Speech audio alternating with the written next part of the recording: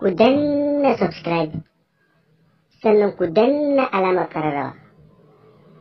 yadda da min dora sabon bidiyo za a sanar da ku.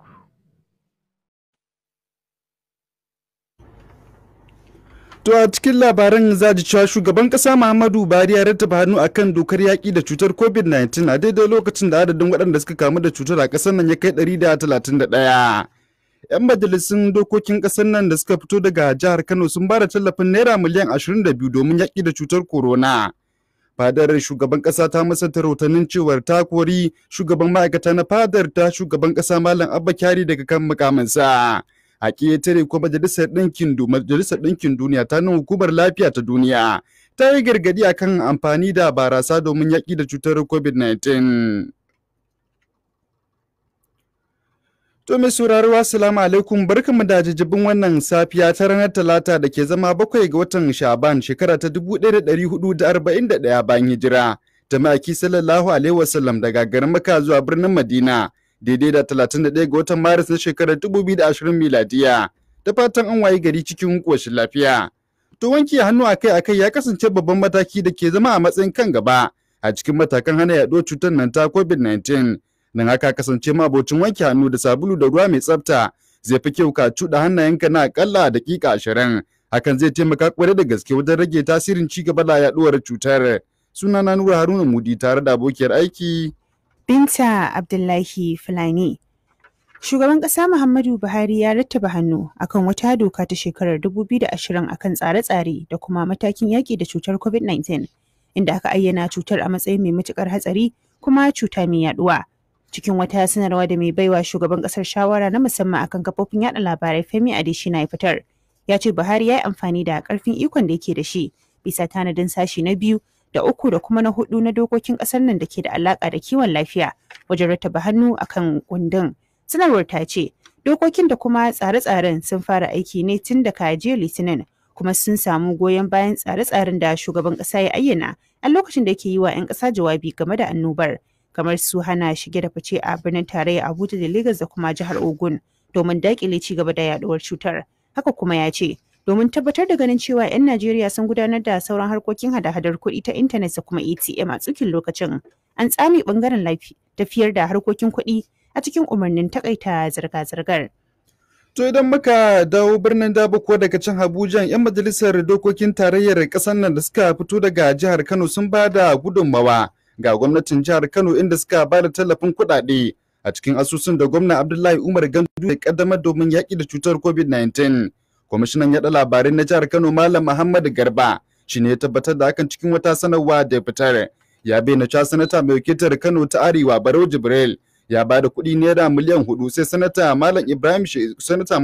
Shekarau na Kano ta Tsakiya da kuma Kabir Ibrahim Gaya da zuma aka na Kano ta Kudu wanda suka ba da naira miliyan 2 kowannen su. Haka kuma shugaban masu rinjaye na majalisar wakilai ta ƙasa Alhassan Ado Doguwa tare da waɗansu 'yan majalisar guda 10 da suka fito daga jihar Kano sun ba da tallafin naira miliyan 1 kowannen su, yayin da sauran 'yan majalisar guda 13 suka yi haɗin gwiwa suka ba da gudunmawa ta naira miliyan 3,250. Kazalika daraktan hukumar kula da harkokin sufurin jiragen sama na ƙasa Musa Nusha Aibu shi ma ya ba da kuɗi da ya kai naira miliyan 1, inda Muhammad Garba kwamishinan yaɗa labarai na jihar Kano ya kira ga sauran al'umma na ciki da wajen jihar Kano su ba da tasu gudunmawar domin tabbatar da ganin cewa an yaƙi wannan annoba. A nan kuma jami'an tsaro sun garkame hanyoyin shiga da na fita a babban titin Legas zuwa Badin domin tabbatar da dokar hana fita.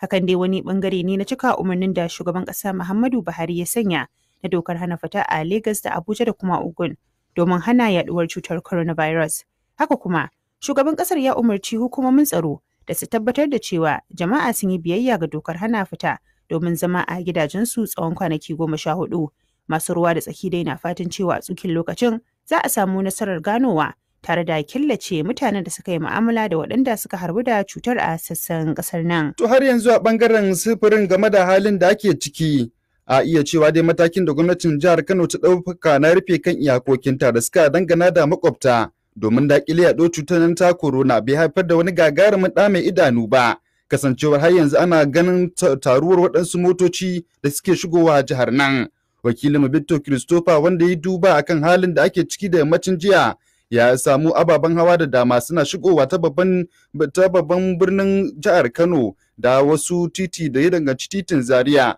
waɗanda suke tohowa daga kudancin ƙasar nan. Wasu daga cikin fasinjoji da suka dawo daga birnin tarayya Abuja sun bayyana wakilin namu cewar direban nasu ya bi ta bayan gari inda ya keto ta cikin daji kafin ya shigo cikin garin Kano.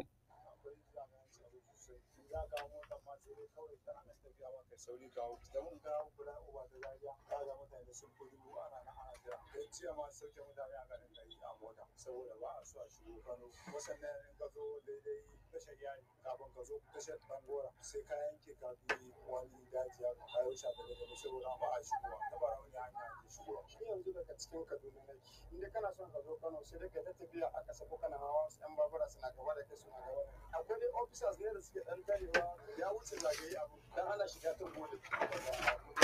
hanya ana samun cunkoso ƴan sanda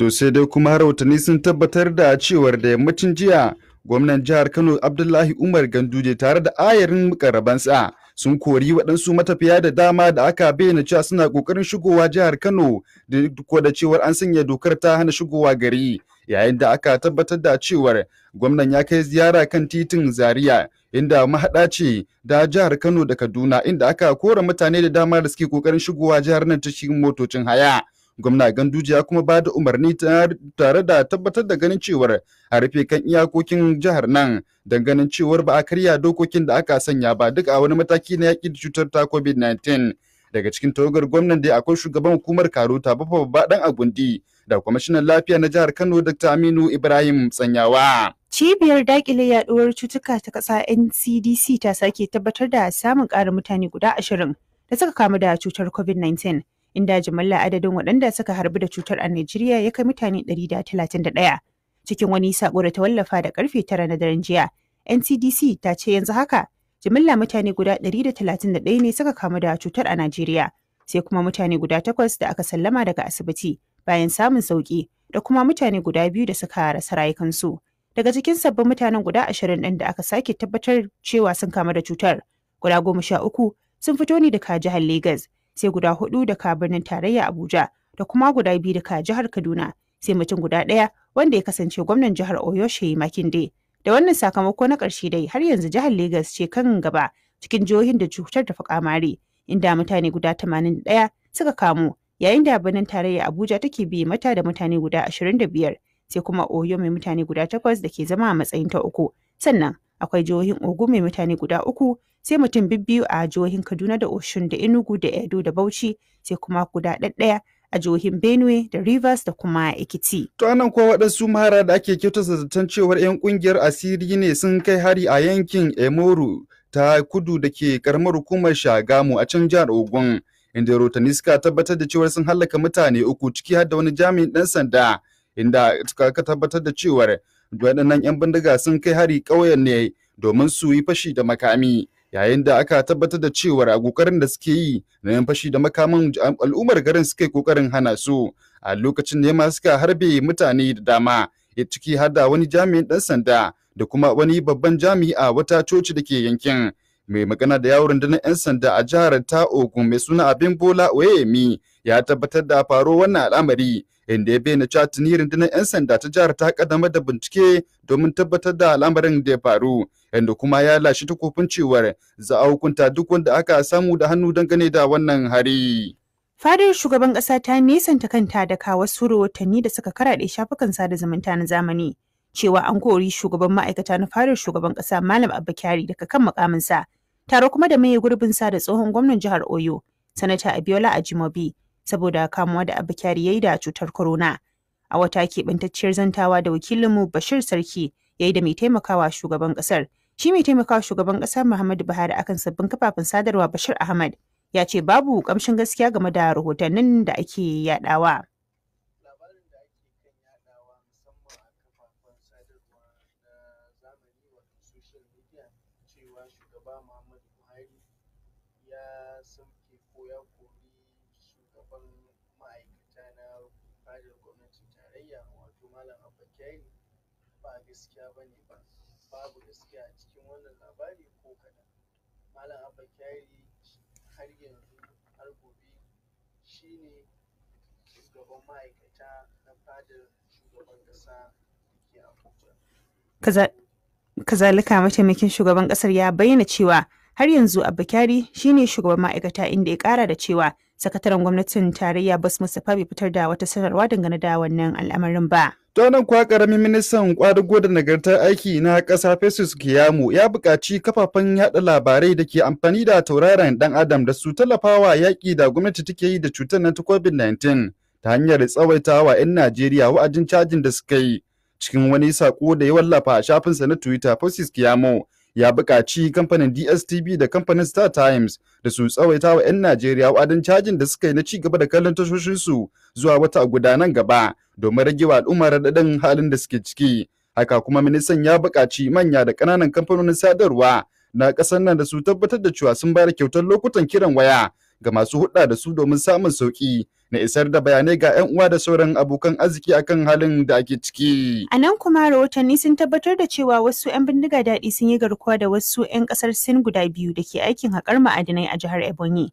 Al'amarin ya afku ne a garin Ishagu da ke ƙaramar hukumar Ivo, wadda take da faɗin ƙasa mafi yawan ma'adinai a jihar. Kuma maharan sun yi awon gaba da mutanen guda biyu 'yan ƙasar waje lokacin da suke kan hanyarsu ta komawa gida daga wajen aiki. Kakakin rundunar 'yan sandan jihar Awoshola a Wotinde ya tabbatar da faruwar al'amarin, inda ya ce yanzu haka rundunar 'yan sandan jihar ta baza jami'anta domin ganin an ceto mutanen 'yan kasar Sin guda biyu daga hannun bata garin. To daga sashen labarai da al'amuran yau da kullun na Arewa Radio 93.1 ake shan labaran nan kai tsaye. Kana kuma za a iya sauraron labaran da sauran shirye-shiryen Arewa Radio daga ko'ina a faɗin duniya ta adireshinmu na intanet a www.arewaradio.com.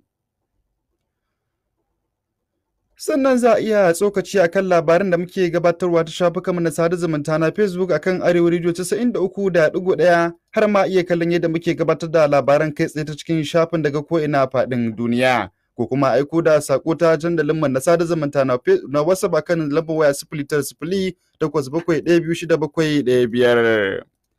To madalla kasashen ƙetare kuwa hukumar lafiya ta duniya WHO ta yi gargaɗin cewar akwai buƙatar a Najeriya a ƙauracewa shan duk wani abu da ya danganci barasa domin kuwa ba gaskiya bane rahotannin da ake yaɗawa cewar yin amfani da abin da yake da barasa a ciki yana kawar da cutar nan ta coronavirus. Da suke gargaɗin ta shafin na Twitter, hukumar lafiya ta duniya a nan Najeriya ta bayyana cewar ba gaskiya bane dukkanin waɗansu bayanai, waɗansu mutane ne kawai suke amfani da damar yadda suke yaɗa rahotannin cewar yin amfani da barasan yana kawar da tasirin cutar ta corona. Wanda kuma hukumar lafiya ta duniya ta bayyana cewa akwai hatsarin gaske kwarai da akwai hatsari babba ta yin amfani da abubuwan da suka danganci barasa ga mutane muddin dai suna tunanin cewa zai warkar musu da cutar ta corona. Kazalika sakon da ta ci gaba da wallafawa ta bayyana cewa yin amfani da abin da yake da barasa a ciki yana ƙara haifar da ƙarin ƙalubale da ya danganci harkokin lafiyar jikin bani adama.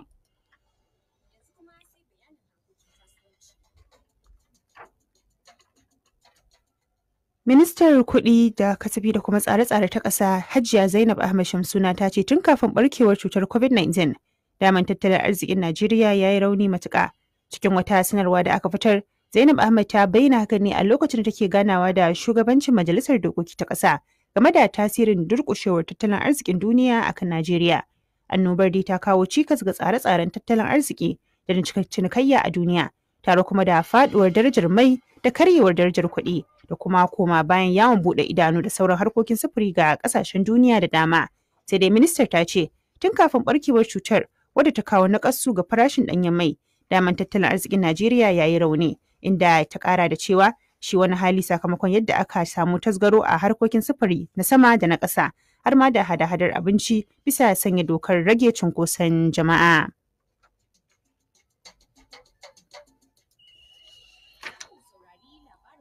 Ta fagen na harkokin wasanni kuwa hukumar gudanarwa ta kungiyar nan ta 'yan wasan ƙwallon dawaki ta jihar Kano ta ce ta ɗage bikinta na ƙaddamar da sababbin shugabanni, inda aka zaɓi sabon shugabanta Ali Magashi a matsayin wanda zai ci gaba da jagorantar wannan kungiya. A cikin wata sanarwa da kungiyar ta fitar, mai ɗauke da sa hannun mai magana da yawun kungiyar Abdulkadir Ahmad Ibrahim sun bayyana cewar an ɗage ci gaba da gudanar da wannan gasa tare da bikin kaddamar da sabon shugabancin kungiyar har sai zuwa abin da hali yayi domin yin biyayya akan umarnin da gwamnatin jihar Kano ta bayar domin ci gaba da ɗaukar matakan da take yi na yaƙi da cutar nan ta COVID-19.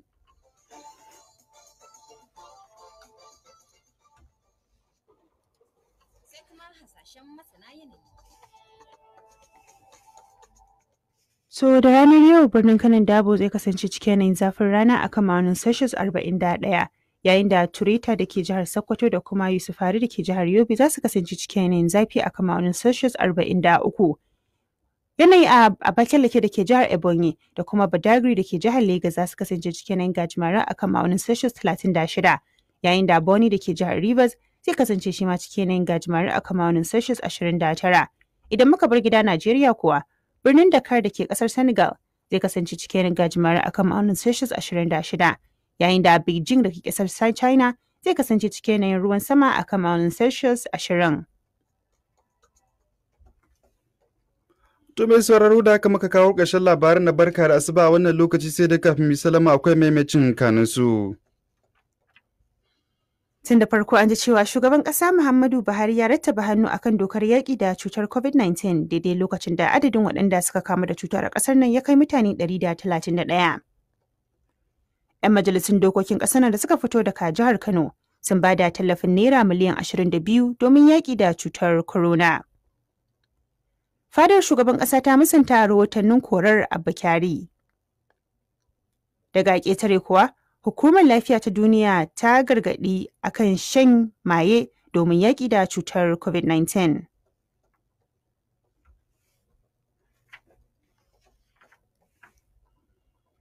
Da abin an raba niƙa da akuya, da abin an raba niƙa da akuya karin magana kenan a yau Talata. To a madadin sashen labarai da lamuran yau da kullum na Arewa Radio 93.1 zangon FM. Ko Lawale Umoni shine tsara labaran tsab kamar yadda aka ji. Sunana Nura Haruna Mudi tare da abokiyar aiki Binta Abdullahi Fulani muke cewa a kasance lafiya.